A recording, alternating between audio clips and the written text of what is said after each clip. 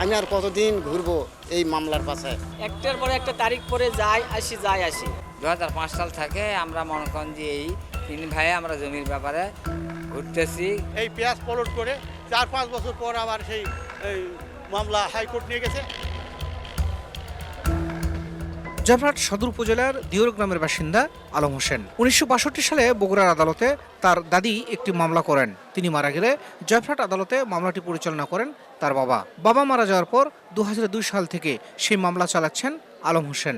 এতদিনেও মামলার কুল কিনারা না পেয়ে এখন ক্লান্ত সে। আলম হোসেনের মতোই জমি সংক্রান্ত একটি মামলায় 2008 সাল থেকে আদালতের বারান্দায় ঘুরছেন জাফর হোসেন নামে আরেক ব্যক্তি। ঘুরতে ঘুরতে আমার অর্থনৈতিক শারীরিক আমার সম্পূর্ণ শেষ হয়ে গেছে। আমি আর কতদিন ঘুরবো এই মামলার পাশে। একটার পরে একটা তারিখ পরে যায় আসি। এতদিন থেকে মামলা চালাই আমি, কিন্তু মামলার কোনো দিকে রায় হয় না।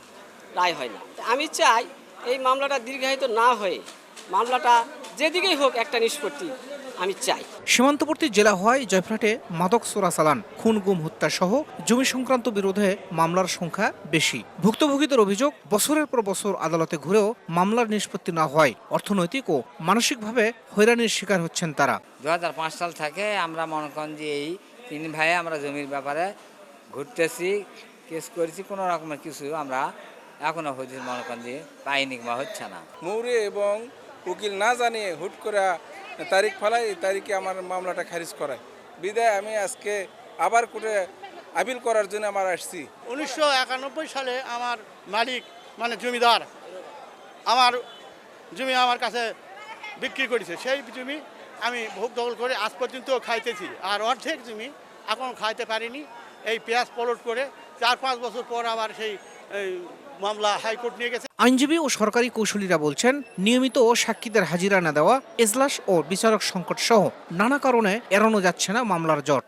সমন সম্পূর্ণ হয়ে যাওয়ার পরেও সাক্ষীর বিষয়ে আসে, যখন সাক্ষী সামান্য কিছু লিখলে বা অনেক সাক্ষী প্রত্যেক দিন প্রত্যহ তারিখের দিন আসে না, যখন এই কারণেই কিন্তু মামলাগুলো বিলম্বিত হয়। আদালতের স্বল্পতা আছে, বিচারকদের অভাব আছে, আর বিশেষ করে যে সাক্ষীগুলো, বিশেষ করে সরকারি সাক্ষীগুলো ট্রান্সফার হওয়ার কারণে বিভিন্ন জায়গায় যখন ট্রান্সফার হয়ে যায় তখন সঙ্গে সঙ্গে সাক্ষীগুলো পাওয়া যায় না।